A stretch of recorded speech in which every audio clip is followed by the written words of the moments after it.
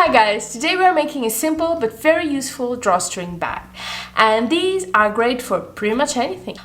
For taking your produce home from the supermarket, for storing anything you want to keep safe, for your kids to take their toys or whatever they want with them, for your underwear when you're traveling. I actually make them as gift bags too. I pick a really cute fabric and people just love getting them, let me tell you. But I guess the thing I use it for the most is for my sourdough. Storing bread in a fabric bag just helps it last longer. I can think of countless things I use these bags for. I'd be here all day.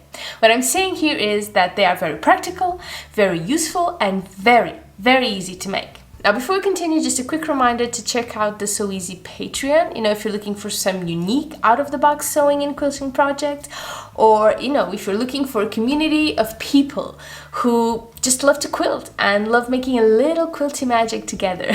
Literally together, because we are doing live sewing groups over there, which are so much fun. And of course, your support is just very important to me, because it helps me keep doing what I do. So thank you. I'll just leave the link in the description so you can check it out, okay? Let's get started with actually making this bag, shall we? Now, for the fabric, you can use pretty much anything, cotton, organza, linen, whatever you prefer. And I'm using this nice fishy fabric so that you will be able to see what the right side is, okay? You can make a bag like this any size you want. I am making mine 10 by 12 inches, so I will need a rectangle of 11 by 25 that I can just fold in half like so. Okay, let's turn this on the back. And since we are going to do this on the back, we can use a pen or anything because the lines won't show, okay? And I will be marking 2 inches over here and over here, and 2.5 inches, so half an inch extra over here and over here, and then I'm doing the exact same thing on the other side. You can make these markings as big as you like, okay? They won't show on the front. Well, unless your fabric is really, really thin. In which case, just use some chalk or something like that. Okay, so now I'm going to sew both sides of my fabric, leaving a gap right here. So I'll just start sewing, reinforce right here, skip this gap, reinforce, and just keep going, and do the same on the other side. Be right back. Okay, next I'm just going to iron out the whole thing to make it nice and straight, because my next step is to create the channel our ribbon is going to go through. So we just press this whole thing, and then we want these seams to be open. These first ones, the others you don't really have to, but for this first one you kind of do, okay? So we just open our seams just like so, and we press them just until the gap, you see the gap is right over here, so we're pressing it on one side and we are pressing it at the other, just like so. Here is our gap right here, and so we press. Okay, so here's how we create our channel. So here's how we do that. First, you make a very small fold, and then we just make another one overlapping our channel like so, okay? So our channel is here, right here, and this is where our ribbon is going to cross. So we need to make sure that our fold will go over it like this. Fold here. Our fold is right there. Okay, same thing on the other side.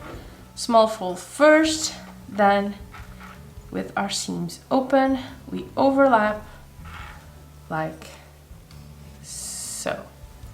So our gap will be right here on the right side, okay?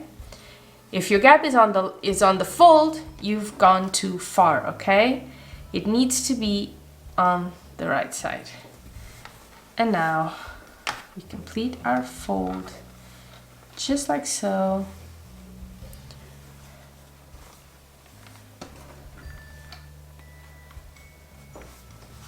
And on the other side too.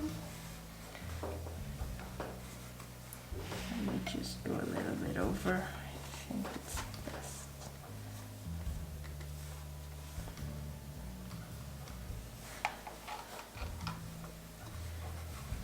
Second fold, just like that. And now we are going to sew all the way around this fold like that. Okay, be right back. Okay, and now that we have sewn, we are going to turn our bag inside out like so and check our channel. Mine's right here. You see this gap over here? Let me see if I can show you. There's a gap right there, and another one, and another one on this side right here. Okay guys, almost there. Now comes the ribbon or the cord if you prefer. I have chosen this one right here, and we will need enough to go over our bag 4 times. And that is because we are going to add one ribbon from this side to this side, and we are going to add another from this side to this side, just like so. And this is because we want to make sure to close it and keep it closed nicely. If you do just one side, it's not going to stay closed, okay? Now you're going to need a safety pin on one end of our ribbon, and that's what will guide us through our channel. So here we go. Just put it like this, we close it, make sure it's very nicely closed, and then we enter our channel. And then we go all, if your ribbon is double-sided like mine, make sure the nice colored bit is on the outside, okay?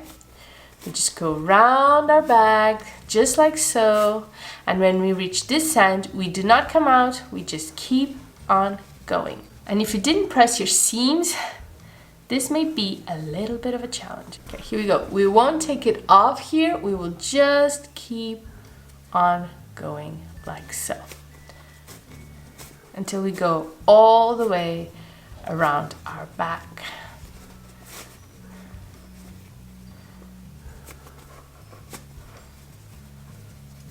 And we have reached the other end. Now we just need to get it out. And here we go. Okay, now we get this off and we just do a little knot.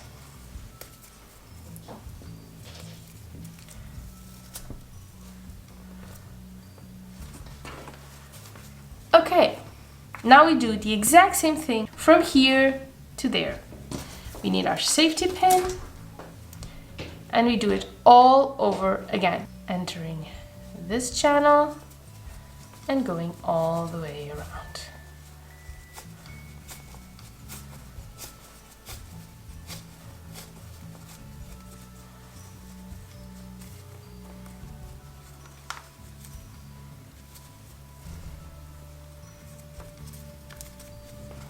Now here you just tap this one aside before you keep going. Here we go, almost there.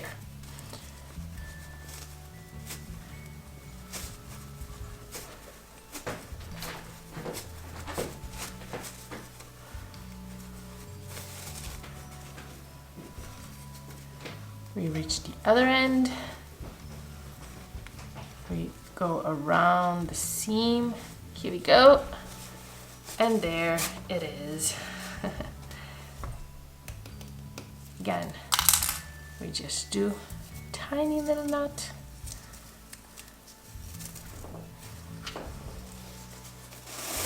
And here we go. Our bag is complete. And this is it, guys. Our bag is done and looking super, super cute. As I've told you, a simple but very practical project I just wanted to share with you guys. I hope you had fun. I know I did. And I will see you very, very soon. Bye bye.